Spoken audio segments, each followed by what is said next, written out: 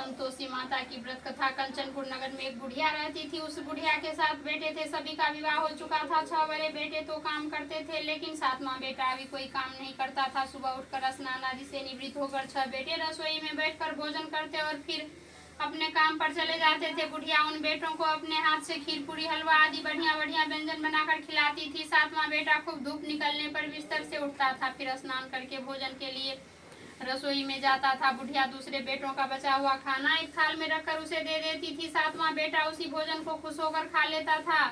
भोजन करके वह घर से निकल जाता और अपने दोस्तों के साथ घूमता फिरता। इस तरह मौज मस्ती से उसके दिन व्यतीत हो रहे थे। उसकी पत्नी बार बार उससे कोई काम करने के लिए कहती थी, लेकिन वह हंसकर कहता था, अरे तुम बार बार क्यों काम के लिए कहती हो? कितने मजे से दिन गुजर रहे हैं। माँ कितना बढ़िया बढ़िया व्यंजन बनाकर खिलाती है।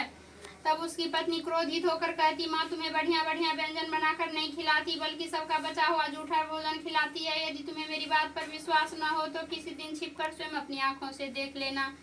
अपनी पत्नी की बात पर उसे यकीन न था, लेकिन एक दिन इस बात की सच्चाई जानने का निर्णय करके वह सिर दर्द का बहाना बनाकर एक चादर ओढ़कर रसोई घर में ही सो गया। थोड़ी देर के बाद उसकी माँ ने अपने बेटों को खीर पूरी हलवा आदि बनाकर खिलाए। भोजन के बाद उन्हें लड्डू खाने को दिए। भोजन करके वे अपने काम पर चले गए। उनके जाने के बाद बुढ़िया ने उनकी थाली में बचे भोजन को एक थाली में रखा।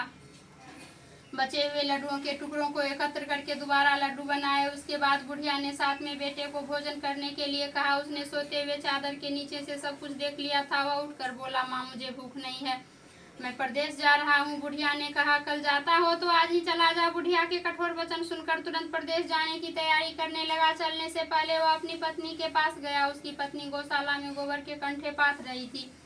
उसने जाकर अपनी पत्नी से कहा, हम जावे परदेश को आवेंगे, कुछ काल तुम रही हो संतोष से धर्म अपना पाल। अपने पति के वचन सुनकर कुछ गंभीर स्वर में पत्नी बोली, 2 निशानी आप नी देख धरू मैं धीर, शुद्धि मती हमरी बिसाड़ियो रखियो मन गंभीर। जय माँ संतोष।